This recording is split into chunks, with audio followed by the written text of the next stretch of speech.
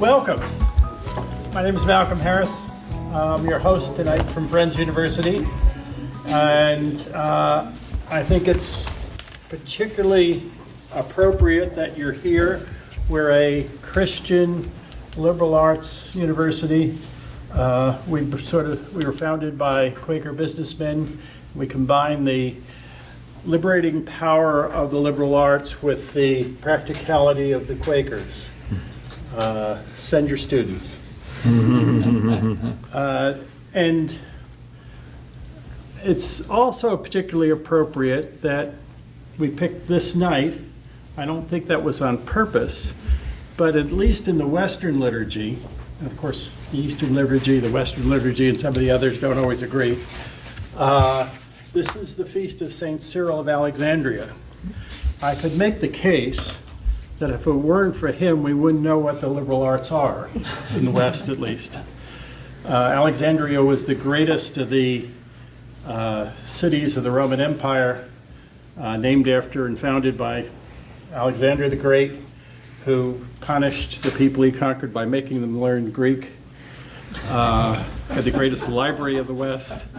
And with the liberal arts, and particularly the trivium, grammar, logic, and rhetoric, grammar, the art of speaking and writing correctly, logic, the art of thinking correctly, and rhetoric, the art of speaking persuasively and effectively and ethically, were the tools of citizens and leaders of citizens. And when Caesar Augustus, realizing that the Roman Republic had failed and that there was now an empire, managed to create the forms of the Republic in Rome and replicate the institutions of the Republic in the cities of the empire. So liberal arts were crucial to that whole project, and it worked. In the West, the Roman Empire survived another 4 centuries, in the East, another 14 centuries. Am I right? And as the Christians were persecuted, eventually young men, who were the ones who were the recipients of the learning of the liberal arts in those days, were not able to go to schools and learn them. And Cyril introduced the liberal arts into the teaching of Christianity. I don't have documentary evidence, but I suspect for both men and women, since both were catechumens. And it's from that the Christian liberal arts were created. From that we have the universities, which are the great creation of medieval Christianity, and consequently probably the most prominent institution of the West that the West has given to the world. So it seems to me that honoring Cyril of Alexandria is a particularly appropriate thing to do on this night when we're talking about education matters, and it's very much at the heart of what we do here at Friends University. So welcome. I'm glad to have you, and I'm proud to host this event. Thank you. My name is Mike Witherspoon. I'm one of the trustees of the New Symposium Society. There are 5 of us. Bob Love is one of the trustees, John Todd, Russell Fox, and Mark McCormick. We established New Symposium Society to help restore calm, reasoned discourse in the conversations on salient topics that our communities have. It would not be difficult to make the case that we're losing that calmness in the great conversation. Nancy Gibbs, senior editor at Time, said that humility makes room for complexity and honors honest dissent. And that has been an important maxim for me as we organized the New Symposium Society. Tonight's topic is Education Matters. The particular phrasing, the words that the panelists are going to respond to is quite broad. It gives them plenty of room to share their perspective. Each panelist is going to offer a 6-minute perspective, and then we'll have almost an hour devoted to questions from the audience for a particular panelist, or maybe for all of them to answer.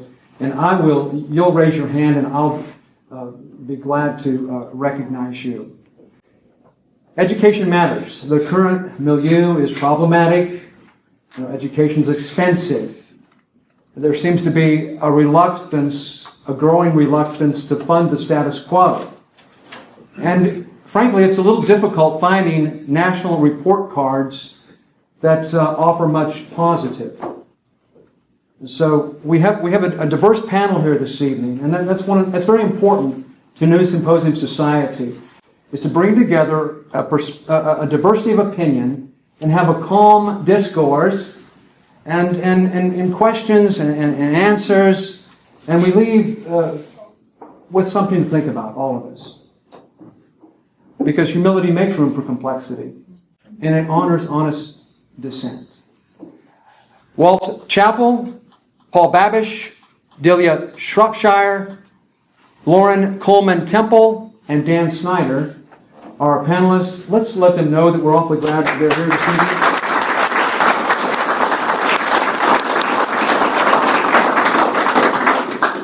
All right.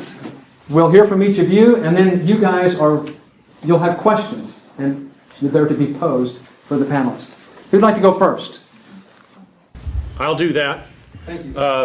I volunteered to go first because I think perhaps I'll be the most general speaker, perhaps the most generic in that sense. That approaching this problem, I have some general insights. They mostly come from old books. So when we approached this, I ran for the help that I normally seek. And I found that Plato would just stop with "Can virtue be taught?" and then walk off with the question. And so I immediately went to Aristotle with his famous ontologies and thought maybe I could find a little bit better armature to hang this business on. So from that, I'm kind of looking at the original deixis of the three questions that this sort of roll-up question came from. And one has to do with the nature of the person that we're educating. The other has to do with the nature of the measurable goals, the things that we're trying to attain as a society, as a polity, and then also finally talking about, are we spending our money the right way? Are we doing a very good job? And so because I'm a rhetorician, I like things that come in threes. They help me remember what I'm doing. Now, these three things actually come down to three statements by Aristotle. The first one has to do with man. Man is by nature desirous of knowing. Man desires to know. That is his anthropology. And it's a good thing because he's ready to be educated. Number two, political science aims at the highest goods achievable by action, and that's kind of why we're here. What can we do? And so, honestly, I am couching education as a political task. Prior to that, an ethical task. Third, man is by nature a political animal. See, Aristotle's backing me up here. He who is by nature without a state is either a subhuman or a god. And so, I'm not going to accuse anyone here of being subhuman, and I'm certainly not a god, so I'll concede.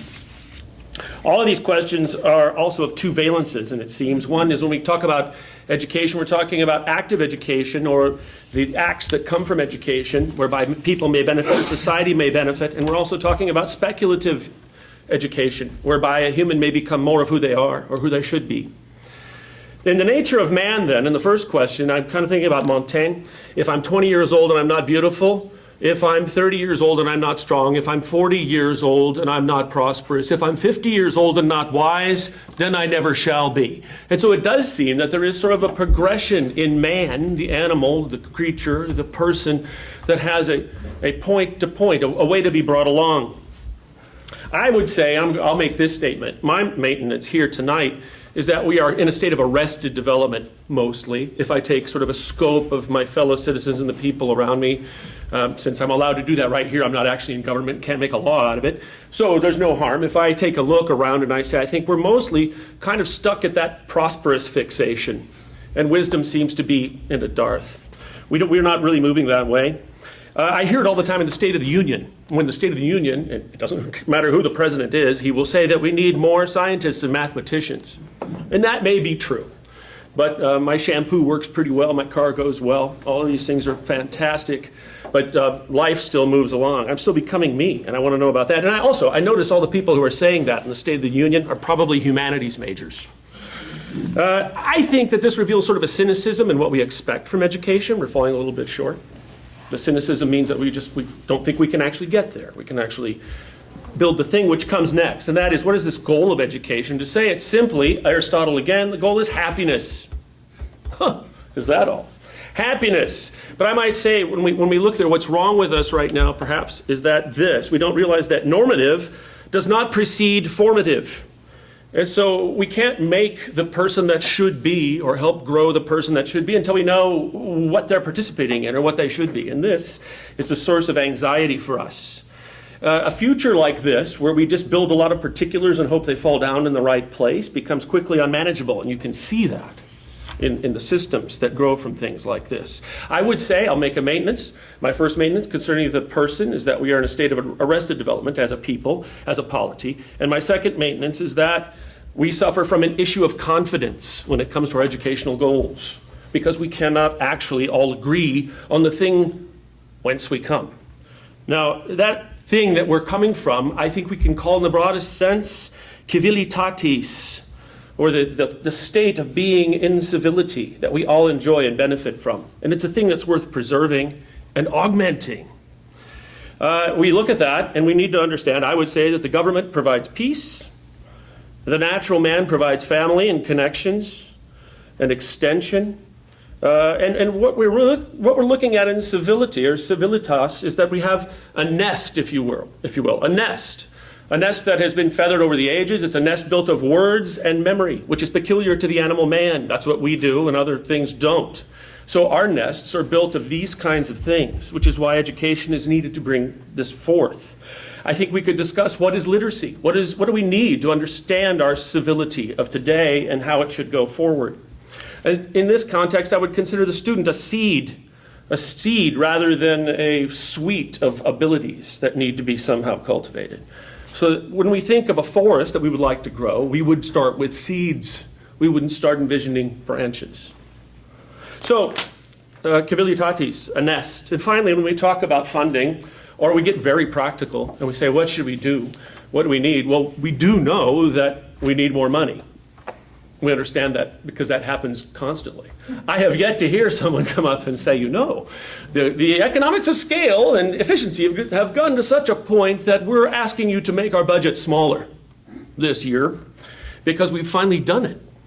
We've figured out what it takes to grow that. No, what we hear is the future is uncertain. And so our spending is an allergic reaction to an anxiety concerning the future. Now, that's something we could think about. And I would say that this kind of spending, this kind of a project, the world of project managers, has a cousin. It's the world of healthcare. And nowhere do we see greater anxiety than matters concerning life and death, but also the future. The future is a stark thing, especially when we have this cynical state, when we have this state that's concerned with ends rather than beginnings. You might guess, coming from a classical school, I like studying the classics, so I am sort of arguing for that. I think that a connection to history will give us less anxiety over the future, since the future grows from what is past. So, finally, in the idea of man as a civic animal, Aristotle's idea, we all pay taxes. I believe in public education, even though I teach at a private school. There are many, many good reasons, and I can say that in sort of an astounded way because I'm amongst a bunch of people who have recently come to be in civilization who have public education. This has not been the case until very recently. Honestly, it's always been a private affair, brought on by families, seen to by people who care. And so, don't forget, education is philanthropy. Now, the difficulty becomes philanthropy under compulsion in public education for citizens. And so we need to think about this. What are we getting? What do we hope to get from public education? And how excellent can it be? Because the true philanthropist, the true citizen who cares about his fellow citizens, wants it to be as excellent as it can be. And further, I don't believe that parents should get off the hook paying for public education by way of vouchers or anything else to pay for private education. No, it costs extra. It always has. It always has. And it's a recent thing. I don't think It always has. Private education has always cost extra. Public education is a new thing.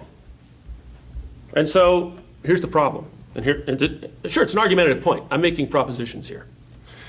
If the government pays you to send someone to school, then the government can also tell you what they would like to have in return. And I can just leave it at that. I mean, we can all go to what follows from there. At any rate, what I'm saying is that private education, yes, it's elite. That's nothing new. What is new is public education. And I would urge us, when we think about the goals, when we think about what we're doing, whether we're doing it well or not, to think about branches and seeds. Which way are we talking? So we will end as we begin. I'm proposing that the seed is more important than the branch. Thank you. Who'd like to go next? I can. In the words of John Dewey, one of the most renowned American philosophers of the 20th century, what the best and wisest parent wants for his child, that must we want for all the children of the community. Anything else is unlovely and left unchecked destroys our democracy. So this concern has driven my studies in the sociology of the American education system, and specifically how it pertains to inequalities that face our system as it has come to be its modern morphed system. So this American education system, as just referenced, is nearly 150 years old, and it is a spectacular marvel. We're the first nation to prioritize education for the many. I think that is forgotten often when we come to think about the goals and the desired outcomes. It's brand new, and we're the first to prioritize education for the many. So recognizing this is foundational in how we define and comprehend these goals and desired outcomes. So with this said, my perspective on the matter is twofold. First, actual dollars given to a school matter, but the foundation of educational success for our children is much deeper than just the dollars. It relies on the cultural capital that children bring to the school setting. And what do I mean by this, the cultural capital? So I have an example. If you pick up the student body from an affluent public school that's doing really well, I work in the Kansas City metro area, so one of the Blue Valley schools comes to mind. So if you pick this entire student body up and transfer it over to Wyandotte High, that's in Kansas City, Kansas, that is surrounded by poverty. Those students go to this school, these students go to that school. Same teachers stay, same building stays. The educational outcomes of those students will be the same, is the argument that I'm making, because it's what the children bring into the school. And I'll get into that here in a second, but it's not just the teachers, it's not just the resources, the money given to those schools. Second, a parent's goal of providing the richest educational opportunity and experience possible for their children does come at a cost. This pursuit often results in worse educational outcomes for many children. So our schools parallel our class structures and are decreasingly the great equalizer that we once saw that they would be. Implicating schools in our education system alone is a folly because of the powerful role that social and cultural capital play in the academic success of children. Scholarly research that's been replicated over and over again over the last half century has shown three top indicators of academic success in children. Number one, consistently, is parents' education level. Repeatedly, over and over again, not curriculum, not the books used, not the money in that school, it is parents' education level. Second is peer exposure of those students. And third, school factors. You can slice it, cut it up any way you want, paint on the walls, books, awesome new gymnasium, all those things, teachers. teachers' pay, all those things can be spliced. But the number one repeatedly is parents' education level. So where does that leave us? Why do children from middle and upper class families succeed, and those from working and poor often do not? Our students benefit from being around other students who have access to knowledge that it takes to successfully navigate this institution. So, a few things to think about with that statement. Think about the information that's passed in informal circles, parental circles, advocacy on the part of active parents. Another thing would be access to information about college application process, financial aid, which is increasingly complex, scholarships, things of that nature. Think about the norms of a high-achieving school. We've all heard college-going culture. How does that start? Where does that college-going culture start? Is it within that school, or is it something deeper, something else? And then also, think about the internships. This one's a big one. Think about the exposure to desired professions. Did I know doctors, lawyers, people who had PhDs when I was growing up, or did I not? Was I in a community void of those high rewarding professions deemed by our society? So, in my opinion, these are all things that cannot be fixed by the brick and mortar school itself. And it is unfair to only implicate the school and our public education system in these issues. So again, students benefit from being around other students who carry this capital with them. Parents who have college degrees, guardians who have the time to be invested in that child's educational outcomes, tailoring their educational experience for them, or complaining about the building's situation. Other children benefit from that. And if all of those children whose parents have the time and capacity to do that are over here, it leaves a void over here. Extracurricular activities, educational mentors, the list goes on. So because of this, our growing racial and socioeconomic segregation is of utmost concern.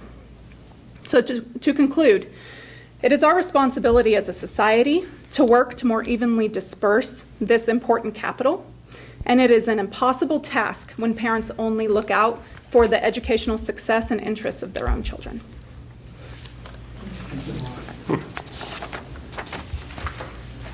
Good evening, everyone.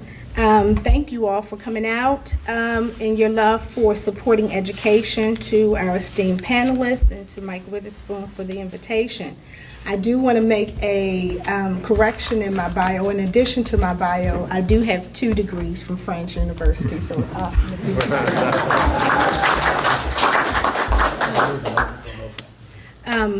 Can you hear me okay? Okay. Comer stated that there is no positive education without a positive relationship. And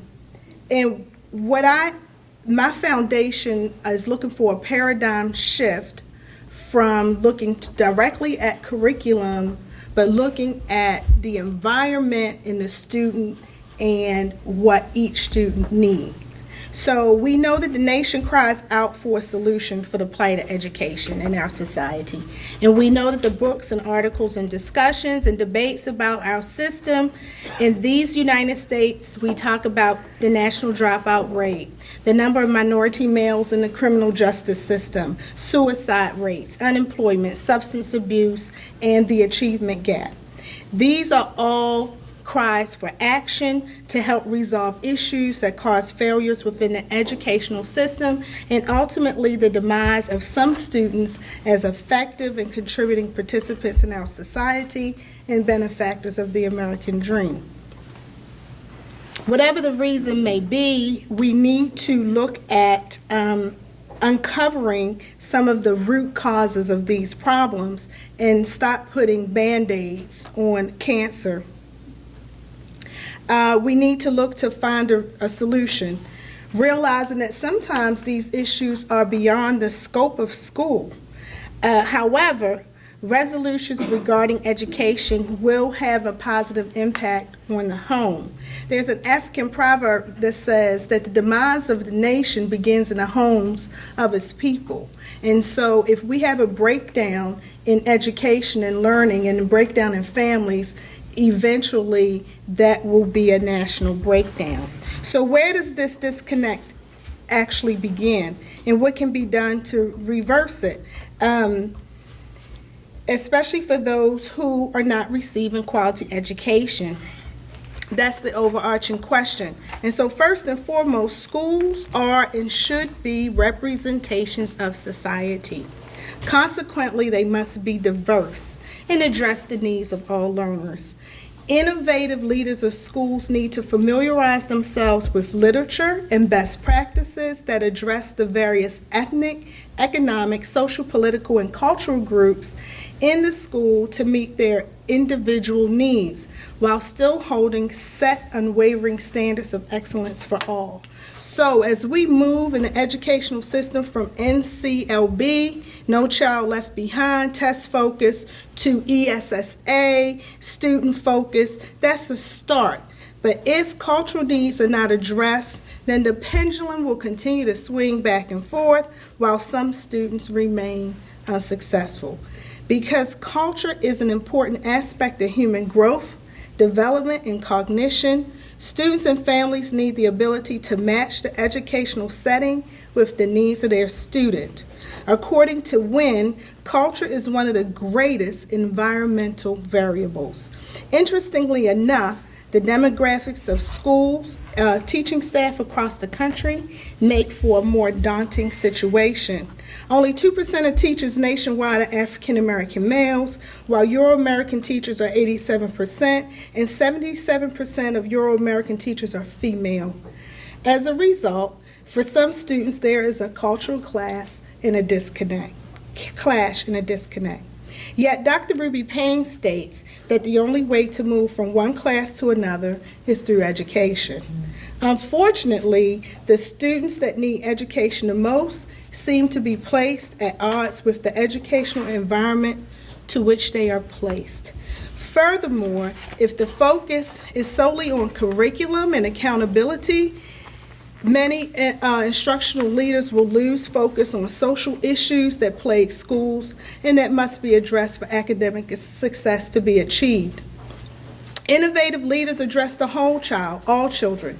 Therefore, parents should be able to choose schools that meet the needs of their child. As funding is played out, not sure exactly how that looks like. But let's look at college, for example, and do a quick comparison of the various modalities offered. If I need to stay home according to my needs and I'm not really comfortable in a school setting, I can take online classes, i.e. homeschool. If I want to go to a local college that is accredited and meets my needs and get a big campus feel, I can attend a university or public college, i.e. public school. If I want a more specialized setting with lower student-teacher ratios, I can attend a private college, i.e. private school. Or if I'm Catholic and choose to attend a Catholic college, I can, which is parochial school. So if learning looks like this at the end, why can't it look like that from the start? So ultimately, there are some things that we want all schools to do. We want schools to be able to provide culturally diverse learning environments and to provide college and career readiness so that if I want to go to a vo-technical school, I can and I'm ready, or if I am ready to go to a four-year college, I can. Support student learning early. Parents must be able to get support to support student learning early. We know that early education is key. We need to offer internships, mentorships, partnerships from the business community so that students can be able to get a feel for some ideas of what they want to do when they leave school. And finally, we need to create global learners for a diverse world. Thank you. Global learners for a diverse world. Thank you. Okay, I'm Paul Babich. I was a public school teacher for 32 years, and I was president of the local teachers union the last few years of my career. I just started right away putting down observable outcomes that we should expect from K through 12 education, and my list isn't exhaustive by any means, but I'd like to see things like graduation rates heading toward 100%. It's real difficult because our society is real transient and real diverse. But in Wichita, I know we're making progress, and I think probably statewide and nationwide as well. Assessment scores on fair teacher-designed assessment tools based on standards, national, state, and local standards, we can measure those.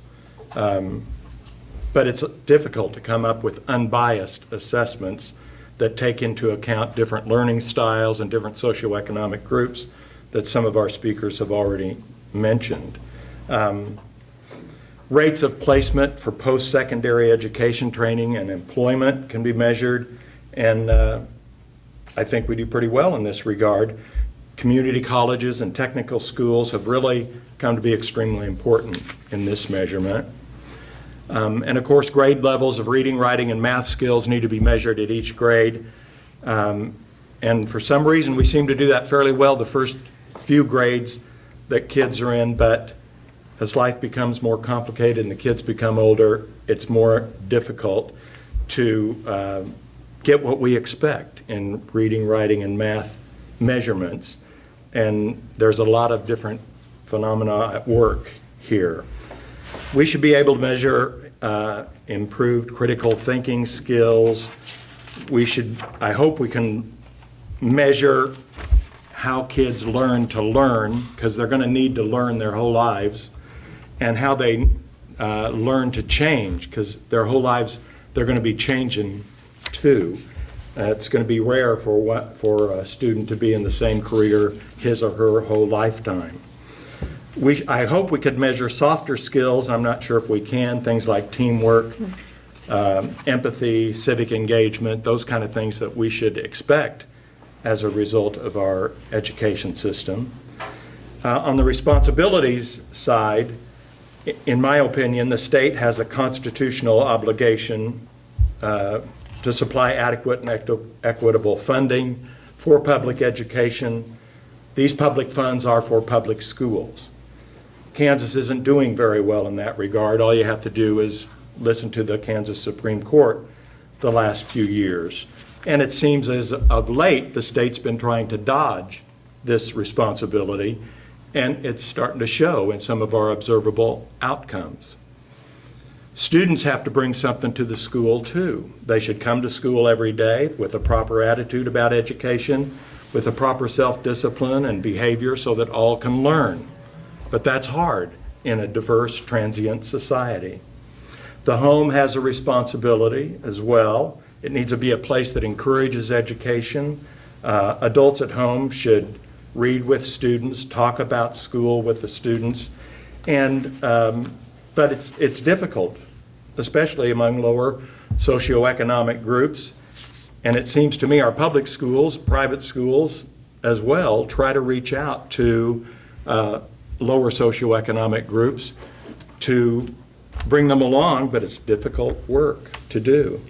The business community is mentioned in our guide on the chalkboard there, and they have an important role to play in K-12 education. They need to advise schools on what they need from schools, what skills are needed in the community, what the outlook is for future employment. They need to be willing to support the workforce at the schools when the workforce seeks improved working conditions and job security.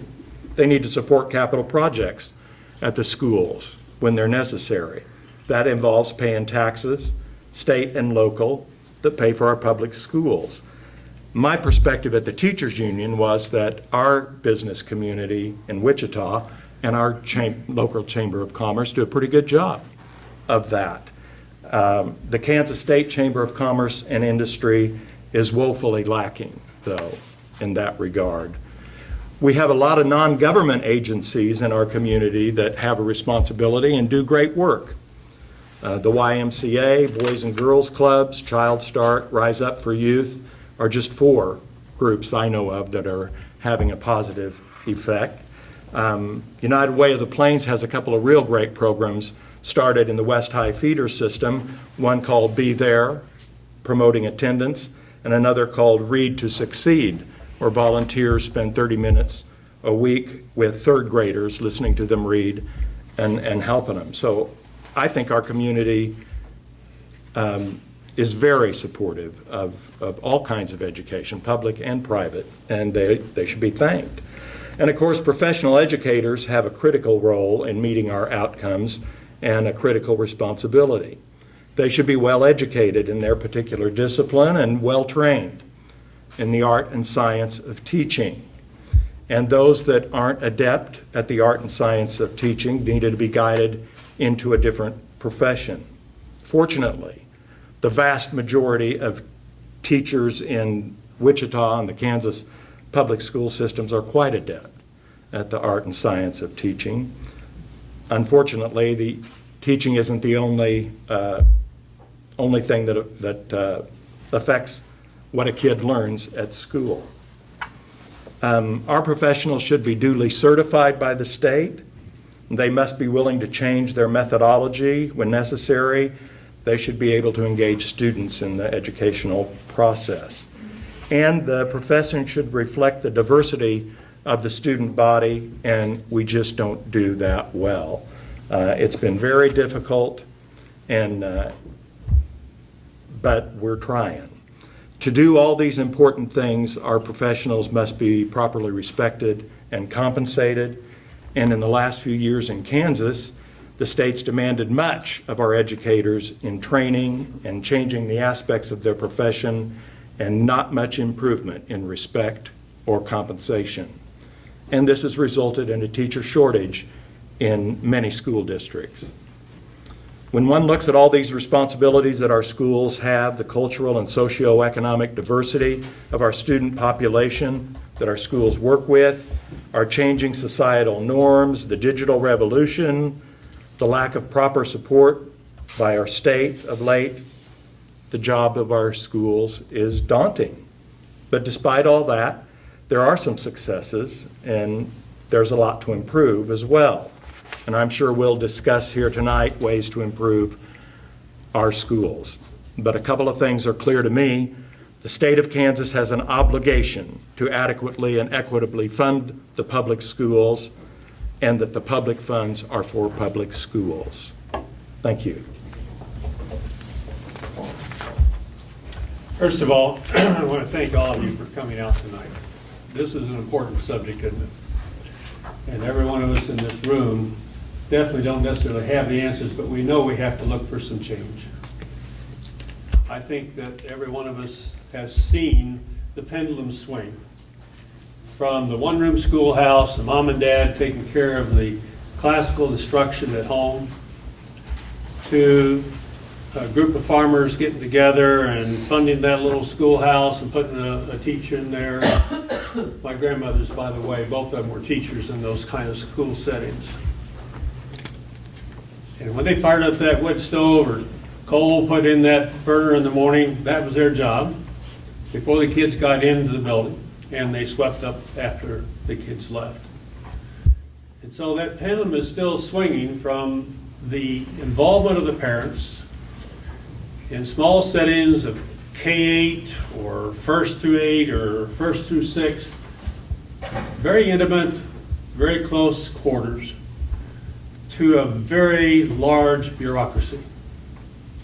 And to feed that bureaucracy, we keep adding all kinds of things in hopes that somehow we're going to get back to learning. The kids are going to come out of this system with some smarts and some self-motivation. It can't be the threat of a test on Friday. It can't be just, well, you won't get into college if you don't get all A's. And if you don't catch a pass when it's thrown to you and you're going to make that touchdown, you're somehow a failure. We've got our priorities kind of out of whack. That's my opinion. I don't know about some of the rest of you, but I think that we've got to get back to some basics. Now, I'm going to borrow this prop for a second. I don't know. Paul, is this mic on? All right. I'm not going to ask for the mic. I'm asking for the prop. This little guy has 3 legs. I'm an old science teacher. Some of you know that. Worked in the College of Medicine at the University of Iowa. We try to look for things that are real. And I'm touching something that has 3 legs. If I take one of those legs and try to stand it up, it doesn't stand very well, does it? Now, if I collapse all of them, it doesn't do very well at all. The 3 legs in education are the student, 1, the parent, and the teacher. They all have to work together as a unit for that thing to stand up and be functional. To me, we have not set our priorities and focused on each of those legs. We have made school into a babysitting service. For a lot of kids, it is a place where you send your kid off in the morning, you get them on a bus, they go, they get to have their breakfast served, in some cases, they get their lunch, and if it's after school, they may take care of your kid till 5 when you can come pick them up. We've got a summer program right now, don't we, for some kids to come in and get free food. We're going to keep feeding them through the summer, and we're going to put a backpack full of food in on Friday night so they'll have some food over the weekend. What's that got to do with learning? It does if you don't have food in your tummy. I understand that part. But it seems to me that we built layer on layer on layer a focus on things that may not have a whole lot to do with actually challenging that kid to come prepared every day to learn and give the teacher a break. The teacher's not a babysitter. I have seen so many times here in Wichita. We just had an article in Wichita Eagle, it was last week, wasn't it? Some of you read it perhaps. Over 50,000 discipline referrals in one school year. It's up 43%. In an elementary school, 700, if I'm not mistaken, suspensions. That's crazy, isn't it? We built a new school up here at Gordon Parks. Brand new school. New principal, new teachers, everybody's happy, everybody's thought, well, great, look at this, it's going to have an IB program.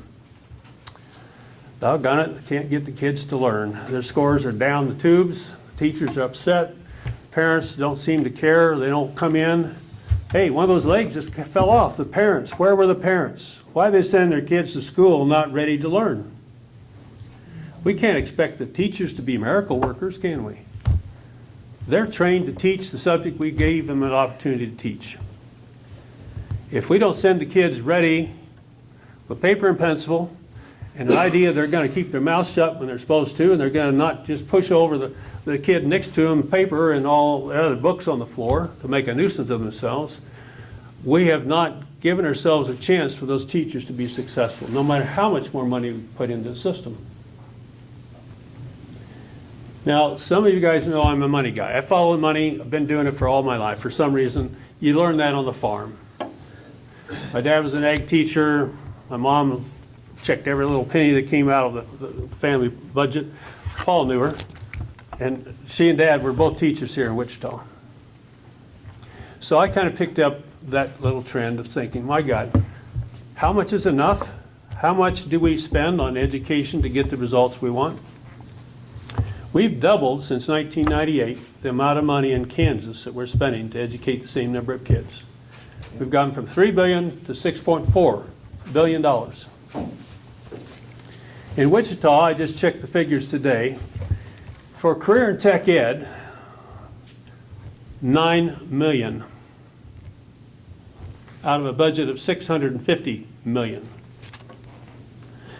As a nation, we spend more on varsity sports than we do to train kids how to read and write, specifically the math portion. We spend more on varsity sports than we do to teach mathematics in this country. Is that right? I mean, that's a priority, isn't it? To learn how to do math, and more importantly, to be able to apply it. Like for financial literacy, or if you're setting up a 5-axis CNC machine, or you're trying to put together robotics, or you're doing anything mechanical or with your brain, you need some math, but not necessarily college algebra and trigonometry and another math course to go to college, but you may want to set up something that gives you a chance to learn. I'm seeing I'm getting hooked over here, so I'm going to close it down for right now and let you guys please challenge us with good questions. There's a lot to this subject. We're going to touch the tip of the iceberg tonight, but it's an important subject. Thank you. Great. We're going to spend 45 minutes Q&A.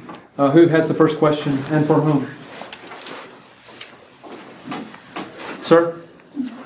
Yeah, most of you have talked about the cultural differences. And the problem I see is the schools can't correct all those problems. They need to have one uniform standard to teach to, instead of trying to teach to 50. Let me give you some examples of what I'm talking about. What's the question? Go ahead. This is leading to a question? Yeah, I don't Okay. see the schools having a standard to teach to. You can't teach to somebody you're trying to make a better Vietnamese because you're not teaching English, or you want them to be something else than what they are. You don't have one standard. So we need one standard. So what's the question? Why don't they go to one standard and instead of trying to teach to everybody? Well, I think there are standards that are set for students. But if you leave here tonight and there's a roadblock on your way home, could you find another path home?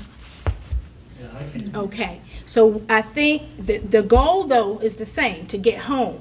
How you get there is different. So the way that I see education is that students in the same class may have standards, so by the end of third grade, these students will be able to read. But will they all read at the same level at the same time? Maybe not. Do they all crawl at the same time? Do they all start talking at the same time? Irrespective of their ethnicity, developmentally, children are diverse. And so because of that, when they come into the classroom, you give them standards, but some need to get to them in a different way. And you need to identify that, or you'll have the frustration in those 700 kids in the office again because you're not meeting their needs. Thank you. Anybody else need to answer this one? I'll chime in. At the state board level, we have standards for every subject. Every 7 years, we go through and review the standards for reading, for math, social studies, science, so forth. So all the schools, private, parochial, we're going to follow with the public schools. We have those, quote, standards. The problem is one size doesn't fit all. As she just pointed out, kids learn at different rates. And the whole objective, I think, the pendulum has swung so far towards college bound that the only thing we've been teaching of the 21 credits required for graduation, those are standards too. Those 21 credits are supposed to get you in the KU or K-State. But it leaves out all the other kids that want to learn something practical that they can go out and get a job right out of high school. We're not really preparing them to do that. So it's a real problem to say, all right, yes, we've got standards. We do want every kid to read to a certain level by third grade. But doggone it, we've got to start using those basic skills of reading and math to actually apply it to things that are in the real world as adults. Thank you, Walt. Who else? Yes, miss. Ma'am. This question, I think, is Speak loudly. for Dr. Delia. Yes. Okay, I remember you saying something about a need to globalize and bring globalism into the matter. Is that correct? I said, yes, I said to create global learners for a diverse world. Okay, so my question is for you is that, based on that term, do you think that that is a representation of a true type of equality in the dignity of a person, or are you saying we need a sameness? Actually, that's the question, one of the questions. Okay. Actually, if you're preparing students for the global world, then that means that we're not all the same. And that means that we're preparing each other to encounter people who are different, basically. Okay, so in using that term, globalism, I'm asking if, are you saying that we are still recognizing the customs and social practices of entities of the world, that we already recognize that there's different cultures and different practices that we want to understand. Is that what you're saying? I'm saying that Understand these things? I'm saying that students, there's no way that one student is going to understand every cultural aspect of every person in the world. However, I can be open to learning. So that if I meet this person, if I get a job working for L'Oreal, and I am assigned to the Singapore operation, then I am not stuck. That means that I am willing to learn, I am open to learn, but that starts early. If you don't prepare students to interact with other people, then they have difficulty, and it presents problems for them later. Thank you, Delia. Becky? I would welcome any of you to help us remember why there is compulsory education in the United States. Well, Dan? a lot of it starts with Wilhelm von Humboldt from Prussia. Now, Prussians were great organizers of societies and great idealizers of societies. And actually, I heard Dewey mentioned, much of the idea, I suppose this idea of the active and useful education, getting a job, making a living for yourself, making yourself independent somewhat, as opposed to the idea of becoming a person in fulfillment of your potential and thereby enriching the rest of humanity with what you do, which may be a path less taken, you know. These two things are components of his idea of education. He, and it persists today in the German compulsory system, realized that not everyone had the same abilities. People were developmentally different. People were different in their propensities, what they liked, and even in the things that they could do. And so they had various layers and types of education. And to this day in Germany, you will be filed off, it sounds very mechanical, at a certain point, quite early in your career as a student, into, say, VOTEC, into apprenticeships with businesses very early on, or you will go to the gymnasium and you will study, say, Latin and Greek and ancient literature and these kinds of things. And people actually, that's the Abitur, you take this test at a certain point and people are competing to get into the gymnasium, for Pete's sake, which has no practical use at all. But that's the way things are to this day there. So it's compulsory in this, that government has a prophylactic function, that you do not want savagery erupting in the midst of your civitas, right? That you want good neighbors. So that's the dark side. The good side is I want to help everyone. The dark side is I want good neighbors. Yeah, and so we invest in that. But I would say in the United States it has a little different flavor because we're very fixated on egalitarianism. So we do not really recognize, would not like to think of differently abled people and filing them someplace. It gives us the heebie-jeebies to think of it. So we are very much about equality. How can we make things equal for everyone? How can we, and then that's why we measure what I would call we measure skills, right? So we have skills that people should exhibit by the end of their underschooling, I say high school and all that. And we say that's normative. That's what we want. I want to see more of that. This gauge is sticking. What can I do to make that go better? And that's because we're a nation of technicians and mechanics and things like that. That's the way we think as a culture. You can compare these things to see how it works. Thank you. Yeah. Thank you, Dan. Does anyone else on the panel need to respond at this point? Another question? Mr. Peterjohn, Carl.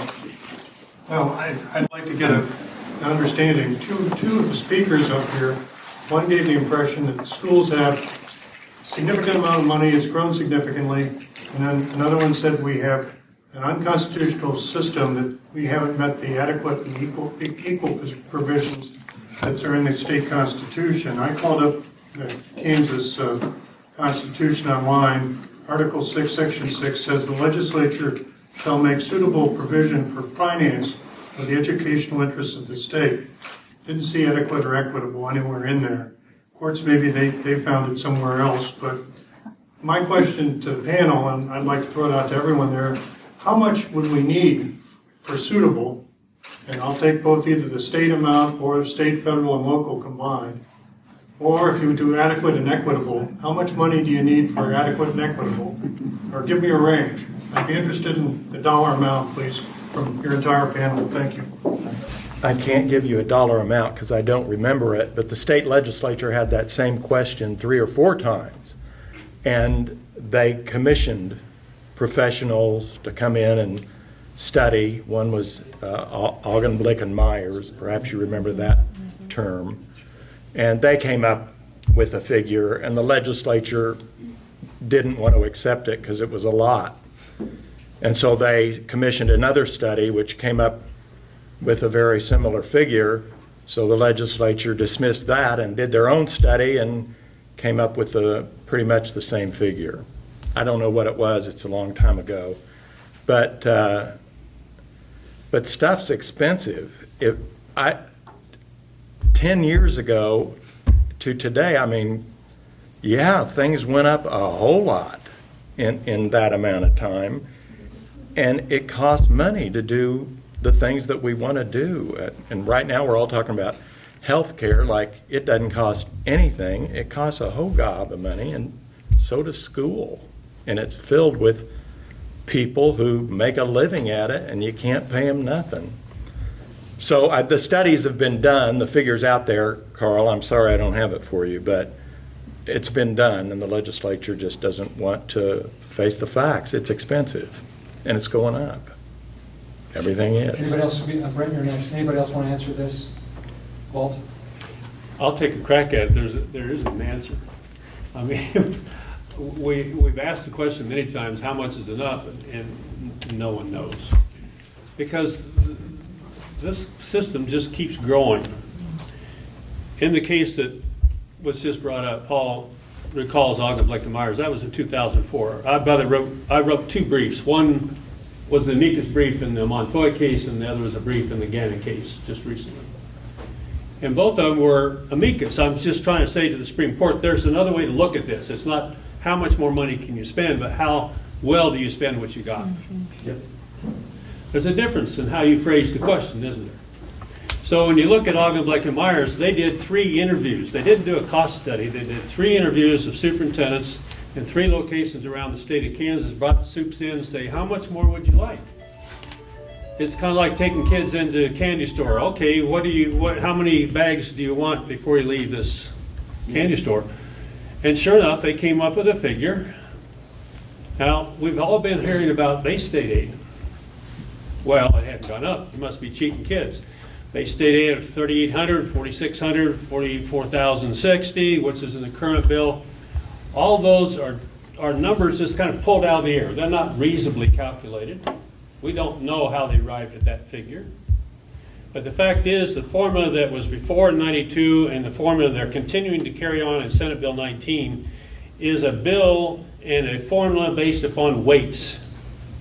When you take all those additional weights for an at-risk child, for an ELL child, for a kid who's in special ed, you start adding those up, you end up with 1 kid on September 20th is equal to 2.5 children. So the actual budgets and amounts spent by districts is not the base state aid, which hasn't fluctuated a whole lot. When you add that federal, local, and state money together, we're now over $6.4 billion a year. We're the 4th highest state in the nation in the amount of money we appropriate from our state general fund. 4th highest in the nation. Thank you. So how much is enough? The rest of the question, I'm going to hang on to this for a second. 1 in 3 kids is proficient in reading and math. Only 1 in 3, even though we've doubled the amount of money for the last 20 years, still on the NAEP scores, ACT going into college, SAT scores going into Eastern colleges, 1 in 3 has a composite score high enough, a 21 or above, to get in to KU or K-State. And that's been the case for the last 20 years. So the needle isn't moving. The cost benefit is not being shown. We're stuck with the question, how much is enough? I don't know.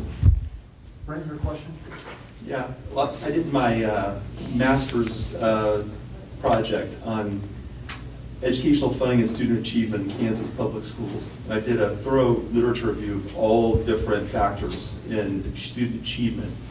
And, basically, here's a good question for you. Of the 23 industrialized nations that score higher in math and science than the United States, how many of them spend even half of what we spend? None of them. None of them spend even half of what we spend in education. And they over the decade between around 1990 and 2000, they spent over $1 billion in the Kansas City School District because they said we just don't have resources. Our kids don't have what they need. So they put $1 billion in that. What's the question, Brian? And after they did that, they made worse test scores than before. So here's the question. We have consistently, every year, increased spending except for 1 year during Governor Parkinson's governorship. We spent more money every single year in Kansas for schools. Student-teacher ratios have gone down more every year. And so where is the money going? Where has the biggest increase in money in the state of Kansas gone as far as in schooling? Who knows that? Lauren, you want to take a shot at this, respond? I'm not going to respond specifically to that question because I don't know that figure. Yeah. But something that I have been thinking that complicates this question a lot is the structures of our very diverse schools. A school in Garden City is going to have the capacity to spend, say, $10,000, very different than a Wichita East, or just pick a school in the state. And so the dollar amount does not result in the exact same outcomes depending on where it goes. Each school needs something different, and what I was arguing before is it is what that community can conjure up to do with that $10,000 is very, very different. So when we're talking about how much is enough, it depends on where you're at, and it depends on so many other factors. I think it depends also on how you come up with these figures. You can say the state spend more money every year, but much of it is just run-throughs. Like at one time, they didn't count the state contribution to CAPERS for all the state the school employees as part of the state funding. All of a sudden, we do. So for about 2 seconds, millions of dollars show up in the Wichita Public School budget from the state as state aid, but it instantly goes back to the state, to the retirement fund. And likewise, all the 23 countries. Include that. Okay, They that's spend more good. every year. That's good. More money is gone. This is I I've think got an that, answer to his question. Go ahead. Let Yes got an answer to my question, he says. I'm going No, can he answer? No, Brent, back here, please. I didn't get an answer to my question. We'll get to it. A lot of the things that we were hearing were talking about community and the engaged advocacy community. I think probably a lot of us would count ourselves in that score. If our kids aren't doing well in school, we show up. How can I help you, teacher? How can I help you, principal? How can I help you? I have 2 autistic kids, so I'm very familiar with that conversation. How do we get in and advocate for the community that doesn't know how to do that? I work with refugee family from my church. And so I sort of came up and said, here's how you get dental care. Here's how you go to the doctor. Here's how you find out if your magnet application went through. That was today's question. They have no clue how to even access this information. How do we, as an engaged, educated, prosperous community, reach across the aisle to the, it's not fair to say clueless, I'm just saying uneducated, and now I'm going to things that, anyway, you know what I'm saying? How do we reach across the aisle and sort of link arms and say, let me show you what I know? I think you know the answer to that. You're doing it. So I think the answer to that would be share what you're doing. I just read an article talking about having I don't know that I really like this term, but cultural navigators, mentors to help people. So in my mind, that would be a mother who is very engaged in their child's education. There might be other mothers in the school who don't have time or aren't able. Maybe that mother could make a handout, a flyer, go to those homes, reach out and try to mentor people who do not have the skill set or the ability in that moment. Maybe it's just a moment in their life, but take that time to do so. And that makes a lot more difference than an extra, say $10,000, because that's a number I'm throwing around tonight. I also think there needs to be a willingness of individuals to get involved and to want to help. In our society, sometimes people get so tunnel vision in their own issues that sometimes they don't really see the need. And so the first thing is a willingness. The other thing that I said previously is no viable education happens without viable relationships. And so you want to be able to have a relationship with people to know their needs. So if you don't get to know them, you can't help them because you don't know what they need. I'd like to see our schools become more friendly. I don't know how you feel about it as you go to a building and you have to check in, you have to be eyeballed, and they run you through a database and see if you got any priors, and if you're there with your kid, you're trying to be a parent and interact, it's kind of intimidating. And what I've seen is a lot of folks will show up for a football game or a basketball game, the bleachers are packed, but try to get those folks to come out for a parent-teacher conference sometimes, or even to come to the school to volunteer. And it's somehow difficult. And it seems to me that we can reverse that. We can start becoming more open as an institution, educational institution, and make it more welcoming, invite parents in more frequently, and make sure when they're there, it's not just because Johnny misbehaved. But why don't you just get him straightened out? Let's talk about the positive things. Let's talk about the things you can do as a parent to really make this school work. And you become a community. The school becomes a community for that neighborhood and for those people that attend it. Thank you, Walt. Mr. Arizona? Yes, we have a private school in the north part of Wichita. It's been operational for about 3 years, and they are taking poor and minority kids whose needs are not being met in the public school system. They're years behind in reading. They come in, they go to the school, and they start to flourish, and they do it at less than half the cost. Okay? These are the children that would be affected by the achievement gap. Now, considering the fact that they can do this at half the cost, I have two questions. Why shouldn't taxpayer dollars be allowed to support those endeavors? And number two, shouldn't the public school system be embracing and perhaps emulating and encouraging these types of solutions rather than attacking them and trying to shut them down? Can I answer that? Please. Or take a crack at it? I'll take an answer. I probably have a lot of sympathies. I like the way we do things in the classical model. I believe that one of the key ingredients, I guess I would agree with the end of the table too, the kids have to want to learn.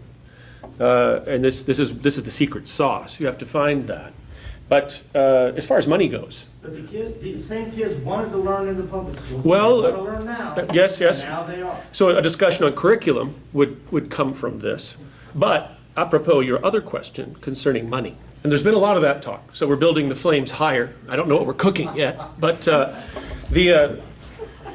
when you talk about this, why shouldn't parents be able to get tax credits or something like this to do these things? My answer would be that the thing you're doing never would have happened if that were the case, because the government would have much more say in what happens in the educational arena with the regulations, with concern, just concern. We want to see these standards. We want to see these teachers trained this way. We want to see this happening this way.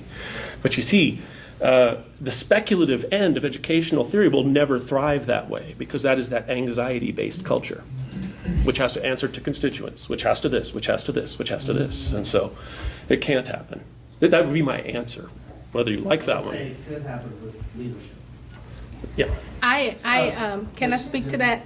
I'm at a Catholic school, Holy Savior Catholic Academy, and we do operate with the same group of children, and we do see a lot of children grow in that environment. But I think that there should be a relationship between public, private, parochial schools, in that when you identify a kid with a need, if your school can't meet that need, then you find a school within your community that can, and they go there. And that makes the most sense to me. Steve, can we, Paul, let me ask you this, because we've had some back and forth for years. I'm at East High, which has 2,300 students, the largest high school in the state of Kansas, typically. Can we continue the model of sitting in desks? At East High, we took over, we absorbed Roosevelt Junior High. I'm teaching in the Wichita Area Technical College building, which is moved.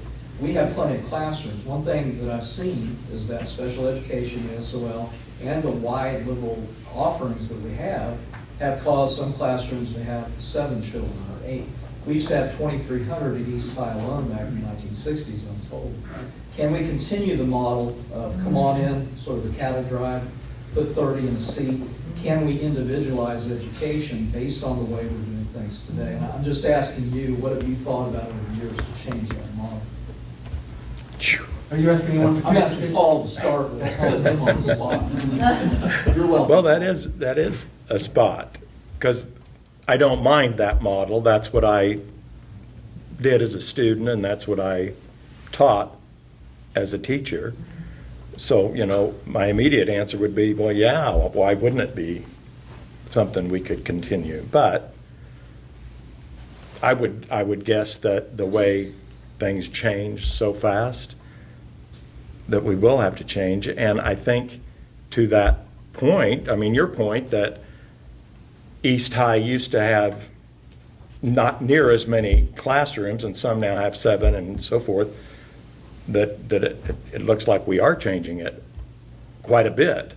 And a lot of it is because not just a culturally diverse population, but a lot of students who never used to go to school are now going to school, and the public schools are responsible, or if they choose a private school, that school is. So I don't know, Steve, that's a good question. I would guess, for the most part, that model will continue, because that's the model and it's hard to change. But there does seem to be some change, and we should probably expect it to. Let's come back to that for just a second. This is a very important question you just asked. It's again about choices, isn't it? I went to East, graduated in '59. That kind of dates me a little bit, doesn't it? But we had about 3,000 people there. They're called students. We were at East High, and right next door was Roosevelt with 900 students. They called it what, junior high instead of a middle school. So we had about 4,000 students on a campus that now has 2,000. Now with the bond issue, we put $370 million in, right? We got a whole bunch of things at East and other places around the whole city. Got a lot of bennies, but we haven't seen scores go up. We haven't seen achievement go up. We haven't seen more kids getting career tech ed, but we did get some nice buildings, didn't we? Now statewide, we have a bonded indebtedness of $5.4 billion for new schools. And, by the way, sports complexes, right? Got to have that turf on the football field, got to have the weight room and all that good stuff. Now, coming back to your question, part of what we're dealing with is the state level Department of Ed. They came up with a strategy called multi-tier system of services while I was on the board. We were all told this is going to be great, you're going to love this, and we're going to put special ed kids in regular ed classrooms, and everybody's going to learn, everybody's going to get, well, it hasn't worked. The kids in special ed haven't learned any better, and the regular ed kids sit there waiting for the others to learn and catch up, and they aren't learning, and so we still end up with 1 in 3 proficient. Now, the question you asked, where's the money going? It's going to fund MTSS by hiring over 9,000 new employees. Statewide, after Montoy, there was $1 billion came in from the legislature, right? The court said, come up with more money, they put $1 billion in. And you look at the figures between 2005, 2012, 9,000 new employees. Now, I looked at the figures for Wichita just before coming in tonight. We've hired over 200 new employees just this last year. Payroll is 80% of the budget in schools. Most classrooms are set up for 30 students, roughly. That's the class size. When you build a classroom, architectural standards put it at about 30. We have one teacher, 4 paras, 15 kids in the elementary schools in Wichita, Kansas. In the afternoon, you've got a special ed classroom with 2 teachers specialized in special ed, 1 or 2 paras, maybe 1 or 2 kids that actually didn't get mainstreamed. And they're sitting there for the whole afternoon with 2 kids. The rest of them have got paras taking them from room to room to room to try to teach them math or science or whatever they're supposed to learn. And it is not working, folks. And why do I say that? Because West Ed, hang on a second, the data is not Walt Chappell speaking. It's from West Ed, consulting firm out of California, which we hired and paid for a 5-year study out of state dollars. And they found there's no, the word was no, significant increase in learning for regular ed or special ed because of MTSS. But here in Wichita and across the state, they're still pushing it. Got to do it, got to do it. And there's where your money's going. That is one example. I have this really nice pie diagram of where all our taxes go to, and it comes up with 62% goes for education. And when you look at how little the government costs, 3.7%, public safety, other human services, Medicaid, we've got 62% of the state budget going for education. So my one question was, what are the percentages of other states that, their money that goes for education, and versus the outcomes? And then my second question is concerning Blue Valley schools. When you say that it's the parents, the teachers, and the money, when you got your 3-legged stool, obviously you have the parents there, they have the income, the kids have the activities, they have all the equipment they need. I don't know how, the superintendent here, according to this state record, makes $634,000, $454. It seems to me that a superintendent in a school that's a little more needy should make more money, because he has more work to do, trying to figure out diversity and all the special needs and the low income of the parents. How can you justify $644,000 a year for a superintendent? You wouldn't want to tackle CEO salary? I know it's mill levies and everything. My argument would be competition and the voices of parents who are powerful in that district to encourage highly qualified applicants. Think about LeBron James. Is he actually worth the dollars that he gets, or is it a next step up and a next step up, and it becomes unrealistic at that point? But it's a status competition would be my answer to that, and I can't confirm that is. Suing the state, I mean, they've got the students. I mean, it's a piece of cake to teach their students. John? You know, I would be curious of the panel's opinion. We brought your tripod example. You brought up the function of the teachers. We brought up, I guess my biggest point in your tripod scenario is how do we address, as a matter of public policy, the failed parent part of that tripod? I'd like to talk about that. How do we get to that point? We're holding up everything else. Mr. Ramsell provided the example of the other school system. Well, that's an engaged parent who got that child there. So as a matter of public policy, what do we do about failed adults? Dan? Yes.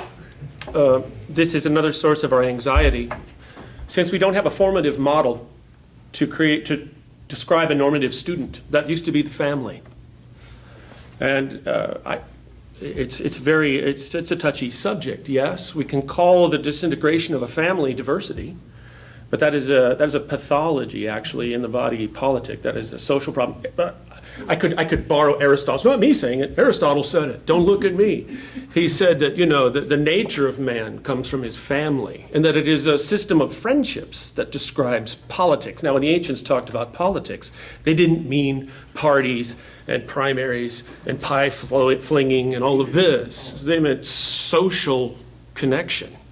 So it's the social fiber that you're talking about. When the social fiber is not there, what in the world is the specification that you're educating toward? And honestly, I don't actually believe in diversity of civilization. I must take an exception there. There is one successful civilization, and we see it right now. We call it the global one. That's why it's like that, because it's productive, it's active, it provides for people, it produces prosperity, and it is the sum total of this thing that humans have called language. It's the thing whereby we make memory, where we can kick things forward. That's what education's made out of. But if the nest is collapsing, it's very difficult to have those baby birds floundering around on the ground saying, fly, fly, what's wrong with you? Or, come on, sweetie, fly. I know you're challenged. The question does arise, so should the state step in? Does it really take a village? I think it takes a village plus families, a village made of families. But this, there's a problem there, and I don't have an answer for that. I really don't. Lots of utopian plans, it might be noted, come into being during the collapse of societies. That's usually a symptom. I'd like to hear from each of you, Lauren. I have a little bit more of a concrete answer in that I have worked with. Was that condescending? No, that's great. If it was, my apologies. I have worked in programs, some of you may be familiar, especially those of you who have worked in public education, called TRIO programs. Yes, they're federally funded. I don't care where the money comes from. We have programs here in the city of Wichita called YEK, might be familiar with that, funded by private interests, Young Entrepreneurs of Kansas. These programs that target those students who are affected by this leg of the tripod failing, we know what works, but it does take money, and that's the problem. These programs are successful. I work in an educational evaluation firm. We come in and regardless of whether or not these are proven repeatedly to be successful, they take money, so they are controversial. These programs step in and they account for the, as I spoke earlier, cultural and social capital that is lacking as a result of parents not being involved. We know what to do. Again, it takes money. How does money buy a concerned parent?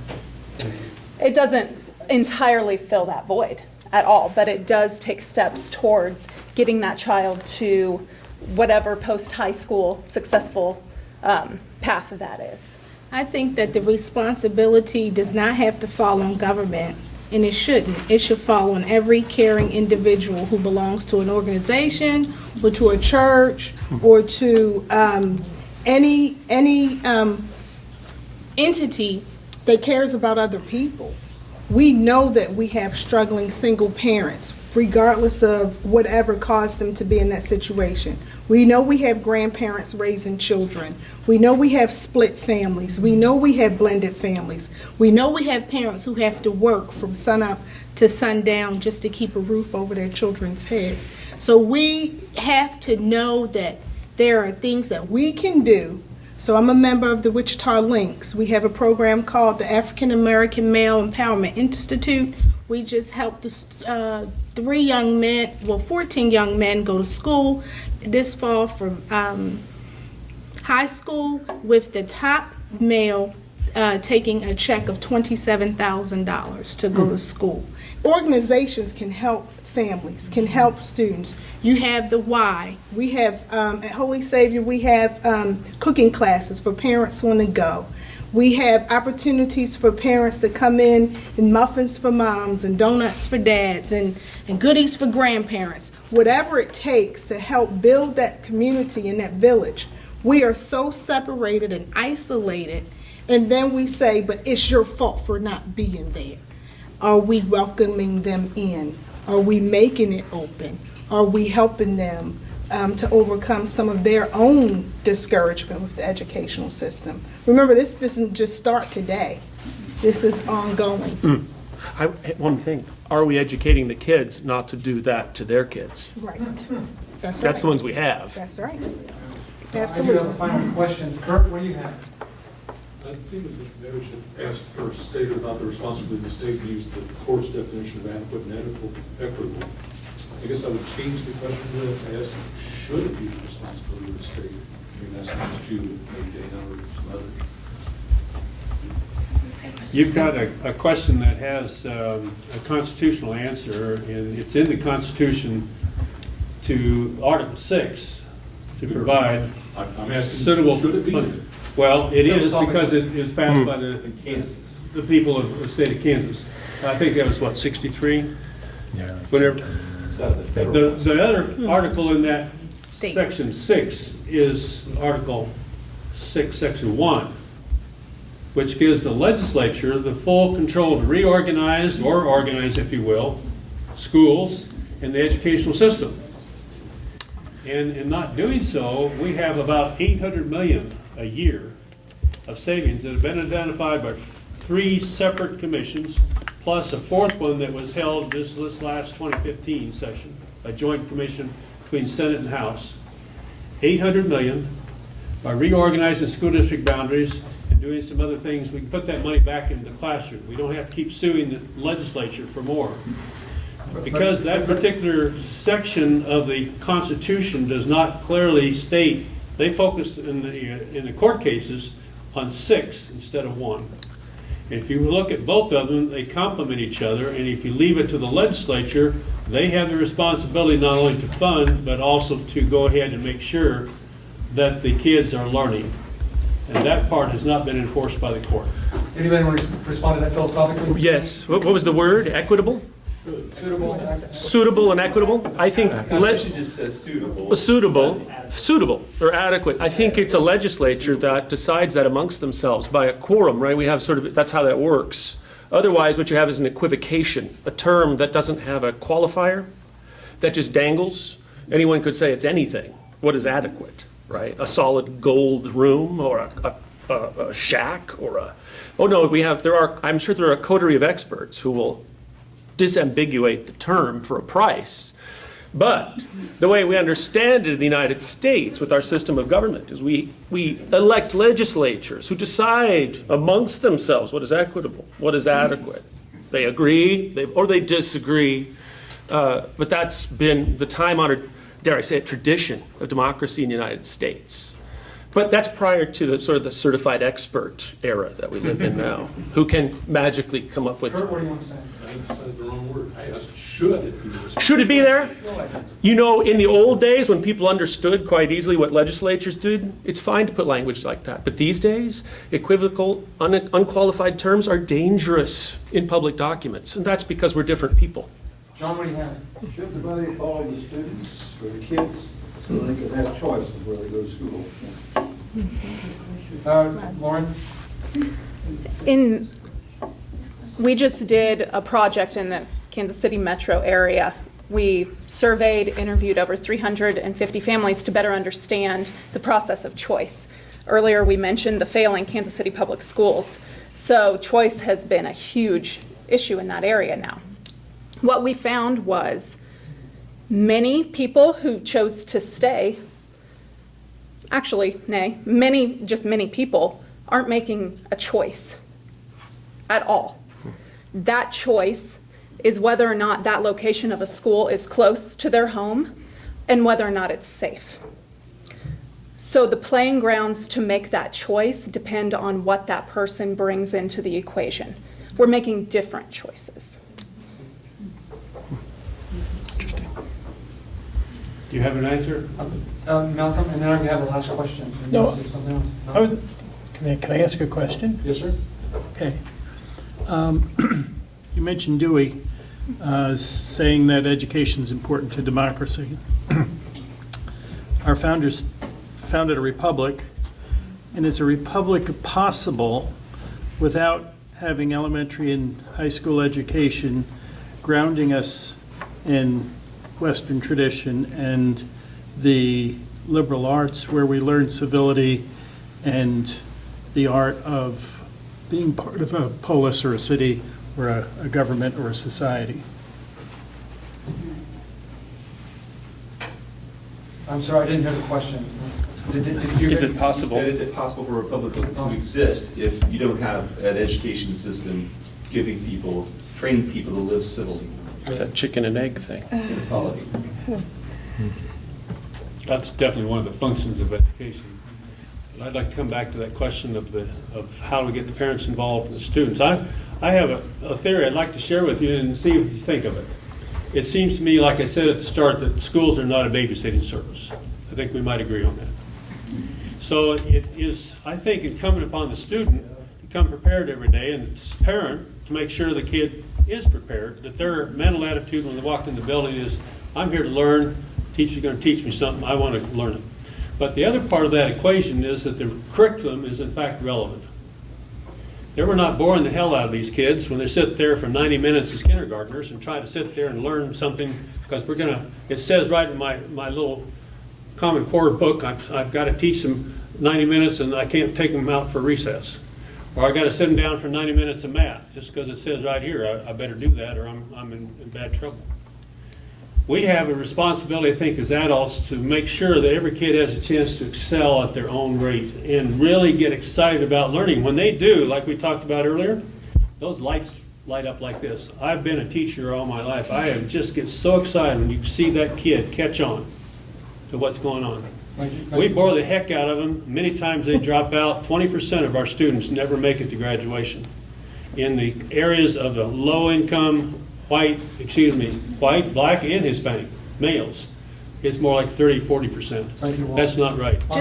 Just to add to that, I do agree that children, first I want to disagree that all children want to learn. I don't know they do, but I do agree that at some point the educational system can rob a student of that desire to learn. Right. And when that happens, that's when you have to intervene and put them in a place where that reconnection to the educational system can occur. All right. Richard, real quickly. I just want to challenge some of the things we've been saying here, because is it really such a big problem? Is it really the parents that are failing as much as what we say? Because I used to think that, and I'm sure there are some. Or is it that the system has failed to provide those parents who care with alternatives that actually meet the needs of their children? They may care 1,000%, but if the only choice they have is that local public school that does not meet the needs of the children, no matter how much they care, and then when they have the opportunity to go to some place that it does, and because they care and they are interested, they allow that to happen and their children flourish. Maybe it's a system problem just as much as it is a system and opportunity problem just as much as it is a parent problem, but we're not seeing it because the parents aren't able to manifest their caring through choosing schools that meet their children's needs. Maybe what we'll do next time, or soon, is have a forum on just the nature of competition and how it might affect the educational landscape. Like we could just spend the whole time on that. That'd be a great one. Shirley, real quickly. I've spent time several times in the school that he's talking about, and it's like magic is going on there. And he has they started that school, the parents were sending brown bag lunches because they have no kitchen facilities. The parents were coming in on the weekends or off hours and cleaning the school. They're teaching money management from kindergarten up, and the children are so thrilled about it. You can just see the magic happening there, and they're doing half the budget. Let's do that. Let's do that before the year is over. Let's have a forum on competition in the field of education. Or in one case, it was grandmother. Fantastic. Here's the final question. Don't take a long time to answer it, but we've said that we're 150 years into this grand experiment called public education. Dan has said it has an arrested development. It's expensive. There's a reluctance to fund it. We're not seeing what we'd like to see to take our checkbooks out. Could you help restore a spirit of generosity in those of us who've lost it for public education? Go to Levy Special Education Center, where it does take one adult or two adults or four adults for one kid, and it's till they're 21 years old, and the price is over $27,000 per kid per year. Go to any autistic classroom in the Wichita Public Schools. Go to any graduation ceremony at any school, private or public. There's lots of success going on. You wouldn't go to your eye doctor who graduated from Southeast High School and let him take a laser to your eyeball just because he went to Southeast High School. No, you go to him and say, laser my eyeball, doc. And he went to Southeast High School. We have a whole lot of things to be proud of in our public schools, And to me, our discussion tonight has been really negative about the public schools, but you need to go to some then, because there are successes there, and it is improving a lot of kids' lives, and it's helping thousands here every year. Supported him. Yes. Cliff and I are in the public schools quite often as readers for Reading is Fundamental. So we see a lot of classes and a lot of same repeat classes. It seems as though almost every time we go, they're saying, please be quiet going by the library because they're testing, or they're testing, or they're testing, or they're testing. And now I believe in testing and having measurement, but the schools don't, because teachers don't have time to teach. And I do read in autistic classes, by the way. Thank you, But Shirley. in defense of the teachers, I think they're not fully being allowed to do what they do well. They have a lot of problems. Good point. Discipline. Anybody else want to restore spirit of I generosity? think public schools are great. I'm a product of public school. Loved it, loved my school, Western High School in Baltimore, Maryland, which is the oldest all-girl public school left in the country. And with that being said, though, it worked for me. It was wonderful for me. There are some people that if the school doesn't work for them, then it's not the school we should throw in the trash. The school works for obviously some kids. We have 1 in 3 that's qualified, so 1 of them out of 3 are doing okay. What are we doing with the other 2? And are we giving them options to go somewhere where they can be on the same level as the 1? So public-private schools need to work together in concert and stop this bickering back and forth. Well, that one is not who they could be either. Anybody else want in on this? Yeah, I graduated from Sioux City East High School. My dad's a public school teacher. My grandmother taught in Derby. I come from a long line of them, and I believe in them. I think they're necessary, and where excellence occurs, I think they are excellent. So, hey, I do believe there are ways to be improved all the way around. That nobody has ever said everything there is to say about education, never will, and so. Yeah, there's a lot of charity, and I mean that in the love sense, to spread around when it comes to people who are basically philanthropists, educators. Thank you, sir. Lawrence? I would be careful with the sky is falling rhetoric is what I would like to leave people with, is public education looks so different from county to county across our state. Test scores are sky high in certain areas. Test scores are really, really low in other areas. So grouping public education as a failing entity altogether, again, is a folly. Walt, final? Yeah, I'd like to just chime in on that. I find that public education is one of the best investments we make as a society. It's the choices we make as adults and people that you put on the school boards to make use of the money that come from our taxpayers. Support our teachers. Don't blame them. They're not the fault. We have 3 legs to that stool. If you carry nothing else in this get-together tonight, hopefully you remember that little analogy. We have got to stop just promoting kids from one grade level to the next. Just to warm a seat for 13 years and get a high school diploma is meaningless, isn't it? So we have got to say to our teachers, hey, we respect you. We do support you. We want you to have the best opportunities possible. And for that to happen, for that money to be spent wisely, you have to have people at the board table, you have to have superintendents and administrators to support our teachers, and then make sure those students realize they're there to learn. They're not there to goof off. They're not there to make a scene. They're there to learn, and the parents then to back them up. If that happens, a lot of things will take place, and we'll have much better. We'll flip that on its head. It'll be 2 out of 3 proficient instead of 1 out of 3. Thank you. Very good point. Audience, you've been very attentive. Good questions. Thank you for coming. Let's thank our panelists.